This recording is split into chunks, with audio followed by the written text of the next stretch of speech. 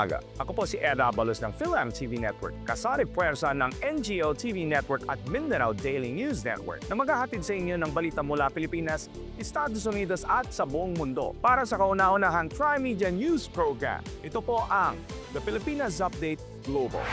Israel at Hamas nagkasundo, tigil putukan. Nagkasundo ang Israel at Hamas sa isang tigil putukan ayon sa pahayag ng mga tagapamagitan nitong Miyerkules. Pansamantalang natigil ang 15 buwan na laban sa Gaza Strip na nagdulot ng malawakang pinsala. Ang kasunduan sa Qatar ay naglalaman ng unti-unting pagpapalayo ng dose-dosenang bihag ng Hamas at daan-daang preso ng Israel. Kasama rin dito ang pagbibigay ng agarang makataong tulong at pagbabalik ng mga lumikas na taga-Gaza sa kanilang mga tahanan. Bagamat inaasahang magkaroon pa ng karagdagang negosasyon upang tuluyang wakasan ang sigalot at itinuturing ng isang mahalagang tagumpay ang tigil putukan sa isang sa mga pinakamatinding labanan sa pagitan ng dalawang panig.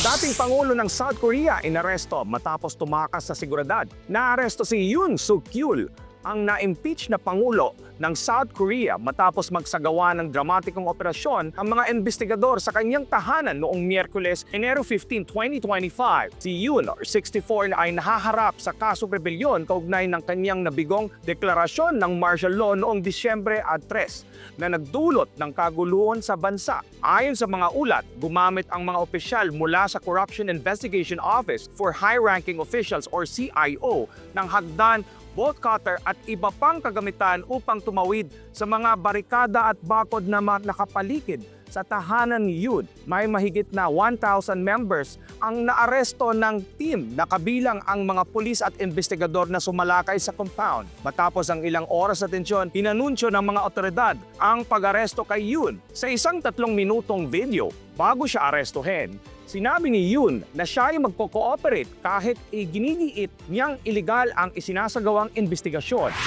Natapos na noong Huwebes ang operasyon ng pagsagip sa isang illegal na minahan ng ginto sa Telefontaine, South Africa, kung saan hindi bababa ang 78 na katao ang nasawi matapos ang halos 4 na buwang siege ng pulisya. Ang mga pulisya ay bumaligid sa minahan mula noong Agosto. Pinutol ang supply ng pagkain at tubig upang pilitin ang mga minero na lumabas at sumuko. Gayunpaman, ang taktikang ito ay nagdulot ng pagkamatay ng maraming minero na tinatawag na Giwaso or Labor Union bilang pinakamalalang massacre ng Estado mula noong wakas na apartheid. Mula Lunes, gumamit ng cylindrical metal cage ang mga tagasagip upang maiahon ang 78 na bangkay at 246 na nakaligtas. Marami sa mga nakaligtas ay mula Mozambique, Zimbabwe at Lesotho. Sila ay inaresto at sinampahan ng mga kasong iligal na pagpasok or trespassing at iligal na pagmimina. Sa Huwebes ng umaga, huling idinala ang cage na may kasamang kamera upang tiyakin kung may natitira pang mga tao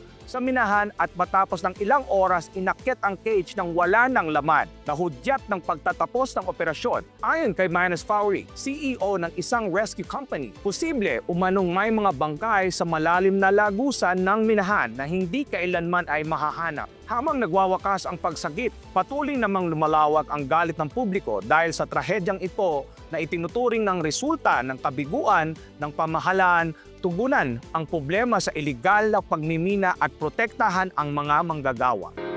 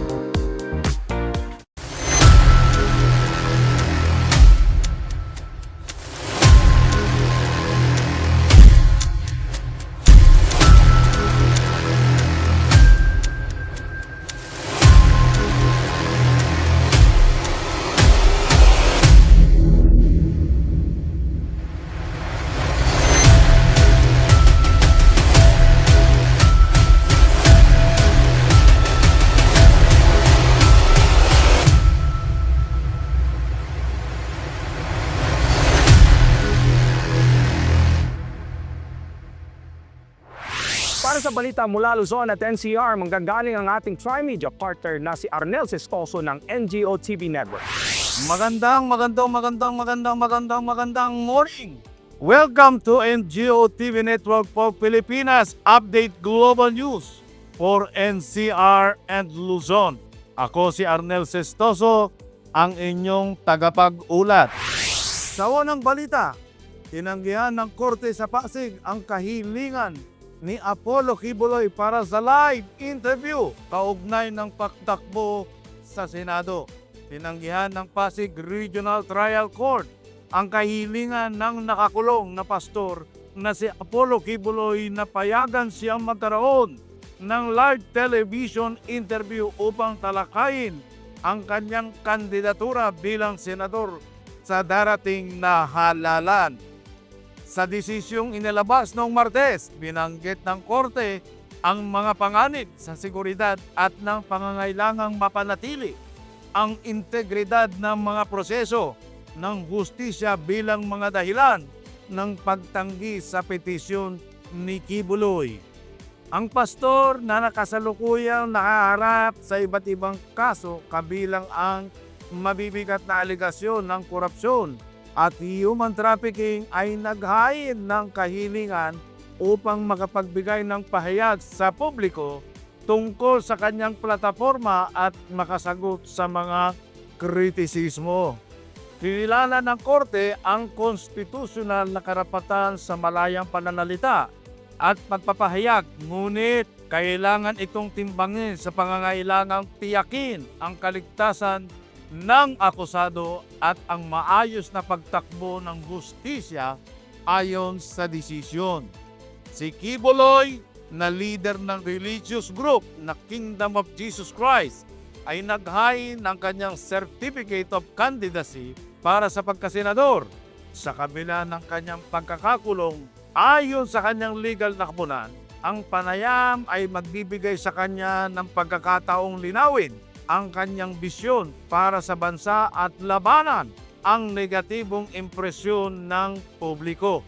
Ginagalang namin ang desisyon ng Korte, ngunit naniniwala kami na nililimitahan nito ang kakayanan ng aming kliyente na ganap na maisakatuparan ang kanyang mga karapatang pampolitika.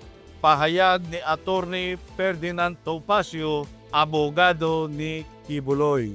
Nagdulot ng makakahalo reaksyon ang mga desisyon ng Korte. Inakusahan ng mga taga-suporta ni Quiboloy ang hudikatura ng pagiging bias at sinasabing pinatatahimik ang pastor.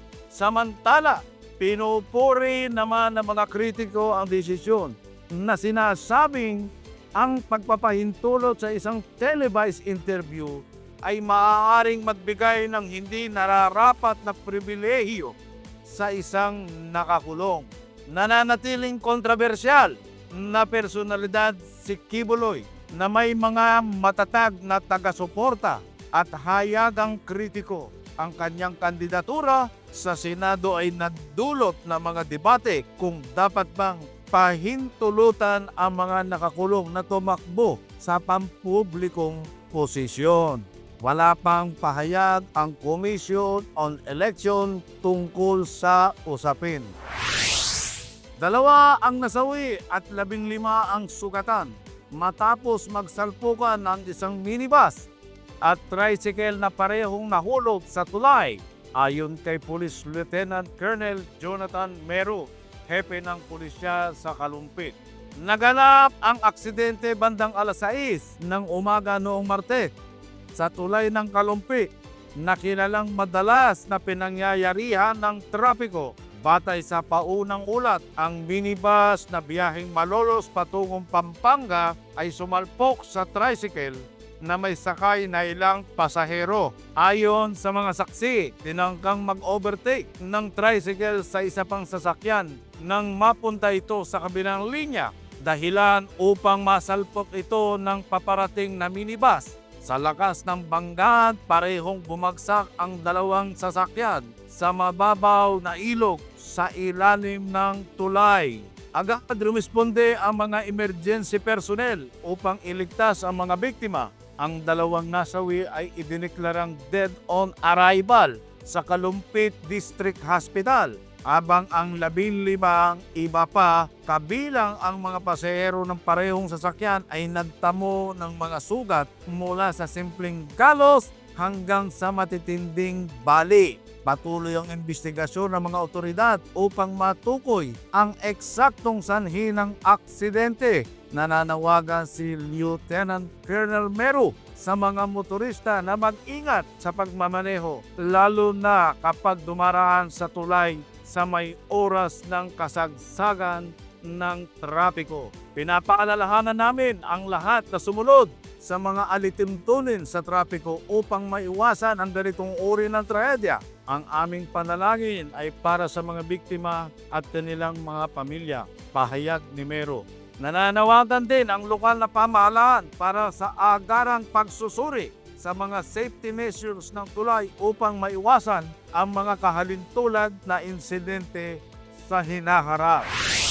300 pamilya nawalan ng tirahan sa sunog sa Bacoor, Cavite. Nasunog ang hindi bababa sa 200 bahay sa isang mataong residential area sa Bacoor City, Cavite. Kahapon na madaling araw na nagresulta sa pagkawala ng tirahan ng humigit kumulang 300 pamilya. Nagsimula ang sunog bandang alas 5:26 ng umaga sa Waling-Waling Street, Barangay Sapote 1, dahil sa karamihan sa mga bahay ay gawa sa magagaan na materyales. Mabilis na kumalat ang apoy. Agad rumisponde ang mga bumbero, ngunit umabot sa ikatlong alarma ang sunog. Matapos ang halos 2 oras, idineklarang kontrolado ang sunog bandang alas 7:04 ng umaga. Napilitang lumikas ang daang-daang residente at karamihan sa kanila ay nawalan ng lahat ng kanilang mga ari-arian. Ang mga apektado ay pansamantalang nanunuluyan sa evacuation center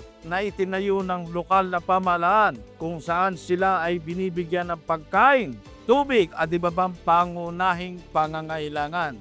Binisita ni Bacoor Mayor Strike Revilla ang lugar upang magbigay ng tulong at tiyakin na natutugunan ang pangangailangan ng mga nawalan ng tirahan.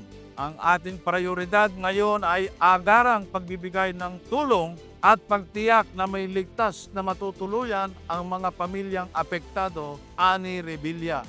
Patuloy na iniimbestigahan ng mga ASON investigator mula sa Bureau of Fire Protection ang sanhi ng sunog. Nangangalap sila ng pahayag mula sa mga saksi at sinusuri ang lugar para sa mga ebidensya. Nagpaalala ang mga opisyal ng BFP sa publiko na mag-ingat at sumunod sa mga patakaran sa kaligtasan sa sunog, lalo na sa mga lugar kung saan gawa sa madaling masunog na materyales ang mga bahay. Hinihikayat namin ang komunidad na magsagawa ng mga hakbang sa kaligtasan laban sa sunog at agad i-report ang anumang mapanganib na kondisyon. Pahayag ng tagapagsalita ng BFP. Nagpapakilos ang mga lider ng komunidad at mga non-governmental organization upang magbigay ng suporta sa mga apektadong pamilya. Bumuhos na ang mga donasyon ng mga damit, pagkain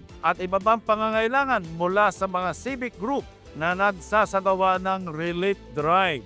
Inanunsyo rin ng pamahalaang lungsod na magbibigay sila ng tulong pinansyal sa mga biktima ng sunog upang matulungan silang makabangon. Gagawin namin ang lahat ng aming makakaya upang suportahan ang mga pamilyang ito sa kanilang pagbangon mula sa trahedyang ito, ani Revilla. Ang insidenteng ito ay muling nagbukas ng usapin ukol sa kaligtasan sa sunog, lalo na sa informal settlement at mataong lugar. Binibigyan din ng mga eksperto ang mga pangangailangan para sa mas mahigpit na pagpapatupad ng mga regulasyon sa kaligtasan, mas maayos na urban planning at edukasyon upang maiwasan ang ganitong mga trahedya sa hinaharap. Habang nagsisimula ng bumangon ang mga apektadong pamilya, nagtutulungan ang mga lokal na pamahalaan at komunidad upang magbigay ng tulong at maisaayos ang kanilang pagbawi. brings you latest regional news from the Philippines to the USA and to the global Filipino community. The groundbreaking Tri-Media Partnership now streaming on the Film TV Network. Newest show this 2025. Container, pinaghihinalaang may droga.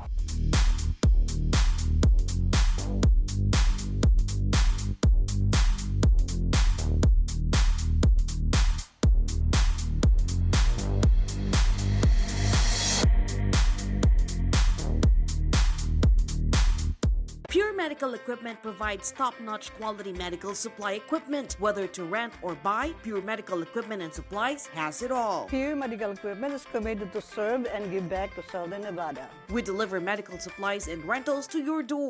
Philam TV Network, the heartbeat of Filipino-American culture in the United States. It is the only channel that brings you closer to home, celebrating the rich heritage and traditions of the Philippines. Available on free TV without any subscription and on digital platforms like Roku, Amazon Fire TV, WCE TV apps, Facebook, and YouTube. Wherever you are, whatever you do, stay connected to your Filipino heritage with Philam TV Network. Philam TV Network Inc., the only Filipino-American channel always within reach. Para sa balita mula Visayas at Mindanao, manggagaling ang ating Tri-Media partner na si Alan Mediante ng Mindanao Daily News Network. Good morning. Reporting from Cagayan de Oro, this is Alan Mediante, your Editor-in-Chief of the Mindanao Daily News. Ang House of Representatives noong Tuesday, January 15, ay nag-report na na-declare na ang Cagayan de Oro as the water rafting capital of the Philippines. So itong panukalang ito ay mula sa authorship ni Congressman Bambi Mano. At ito ang bagong titulo ng Cagayan de Oro sa larangan ng water sports or itong tinatawag na white water rafting. Ay talagang matagal na itong sikat dito sa Cagayan de Oro, ditong whitewater rafting. At dito'y pinupuntahan na ng maraming mga turista na galing pa sa iba't ibang panig ng mundo upang makita lamang at maglaro ng rafting dyan sa Cagayan de Oro River. So, ang pangyayaring ito ay nagbibigay din ng mataas na boost ng economy ng siyudad o ng city of Cagayan de Oro. The economic boost of this new title, which is the rafting capital of the Philippines, adds to the income generated from tourism activities. Okay.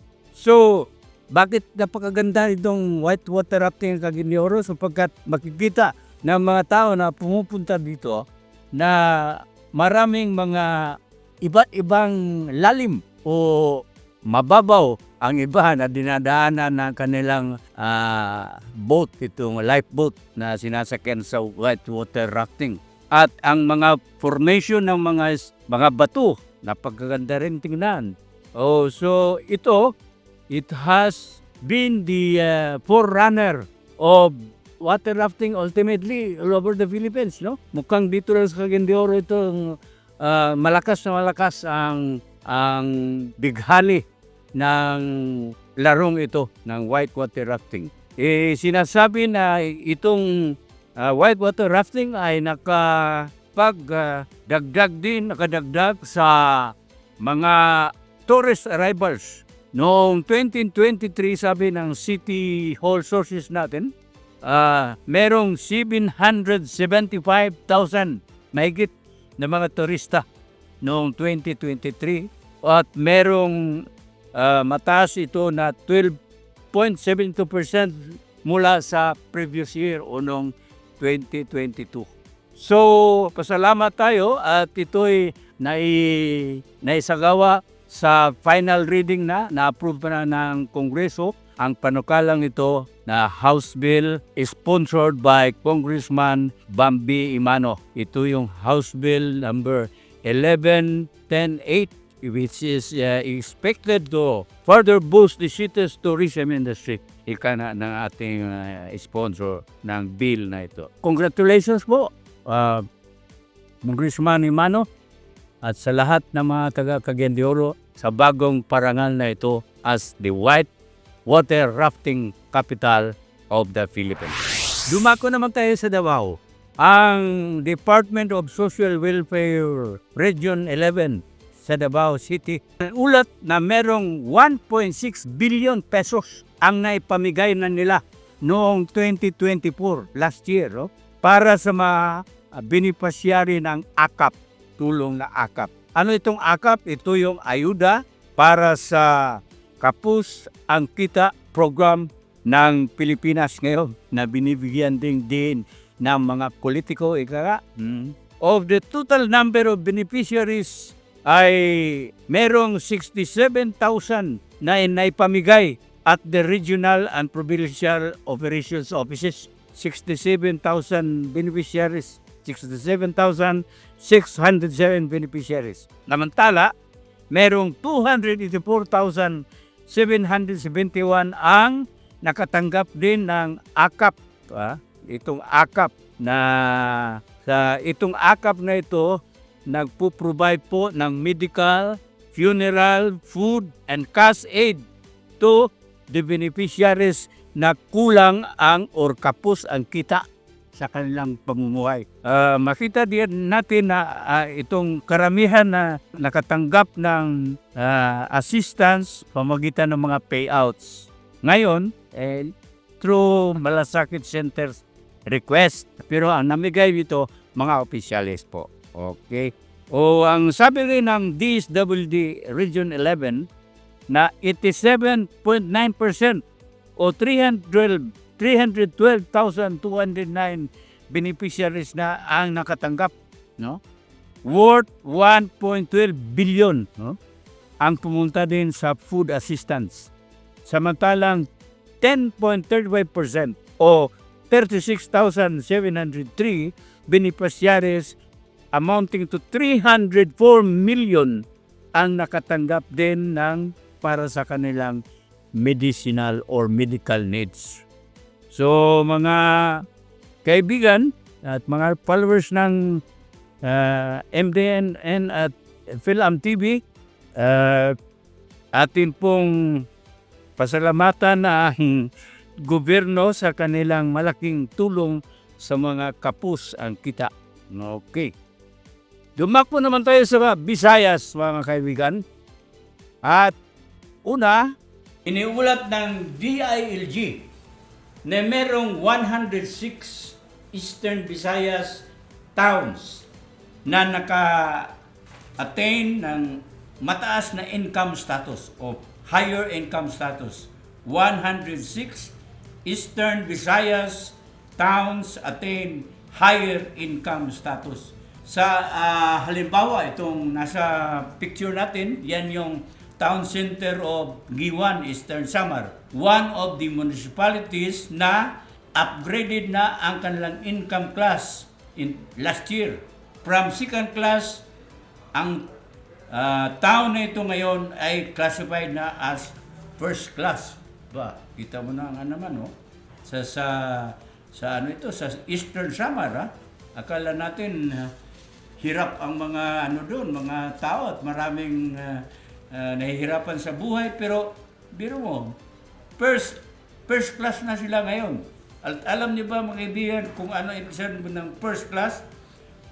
Ang first class municipalities, ayon sa news update natin, reporter, the first class municipalities are those with an average annual income for 3 years of 200 million or more.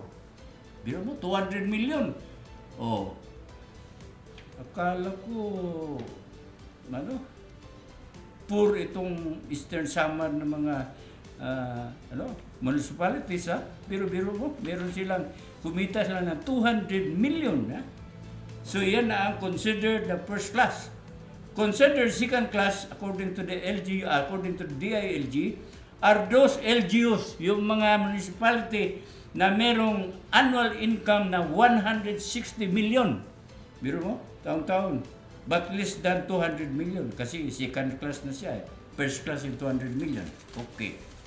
So, qualified as third class are towns with an income of 130 million.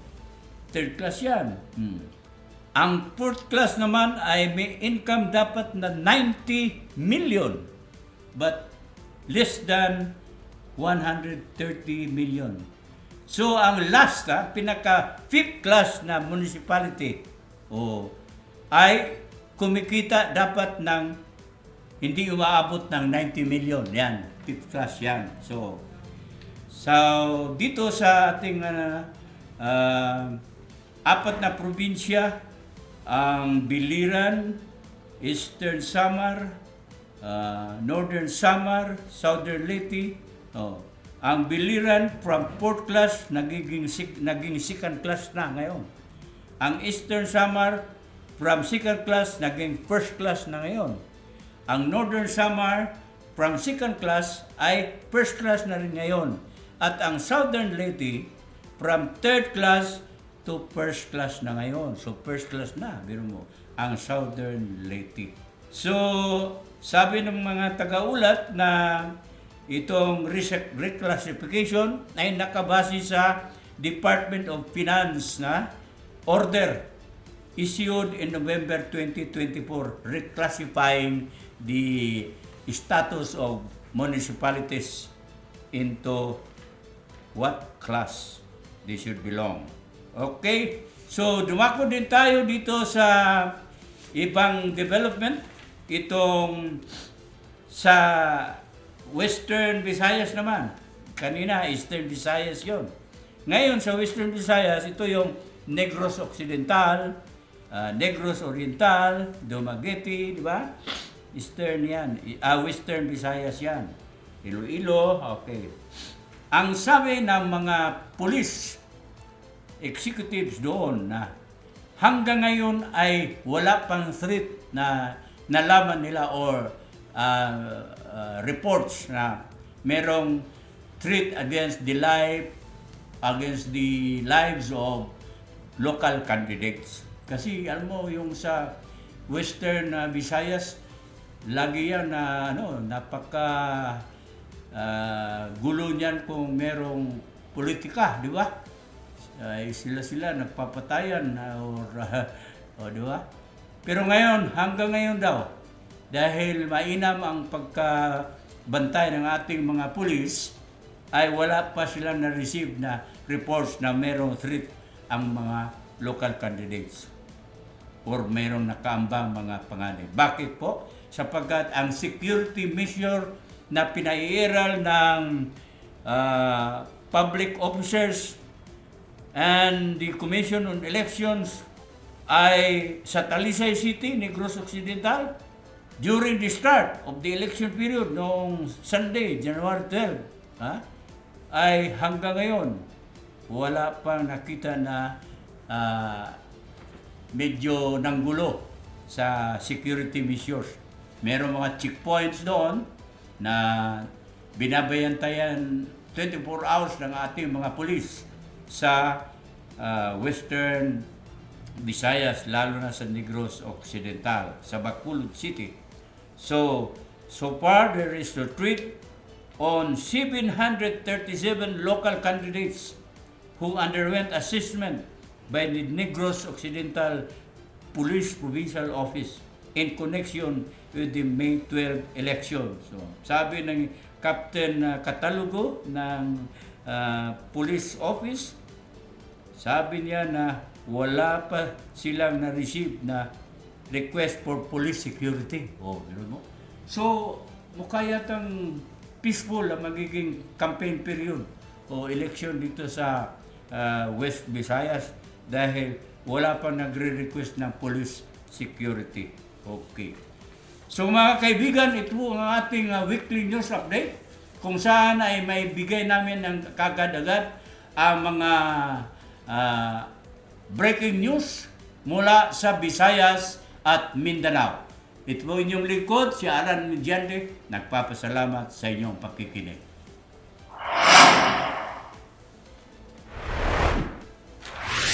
Ito po ang binubuo ng mga balita dito sa NGO TV Network para sa Pilipinas Update Global News. Ako si Arnel Sestoso, ang inyong tagapag-ulat at nagsasabing, laging tandaan, ang buhay ay hiram lang, kaya atin itong pangalagaan. To God be the glory. Let us find out our destiny and strengthen our spirituality. Mabuhay po kayo. Para maging updated sa aming mga balita, i-follow niyo po ang PhilMTV Network sa aming social media platforms. At dyan po nagtatapos ang aming mga balita. Sa ngalan ni Arnel Sestoso, Alan Mediante, at ako naman po si Ed Abalos para sa kauna-unahang Tri-Media News Program na nagsanib puwersa mula sa PhilMTV Network, NGO TV Network at Mindanao Daily News Network para sa sambayanang Pilipino. Ito po ang The Pilipinas Update Global.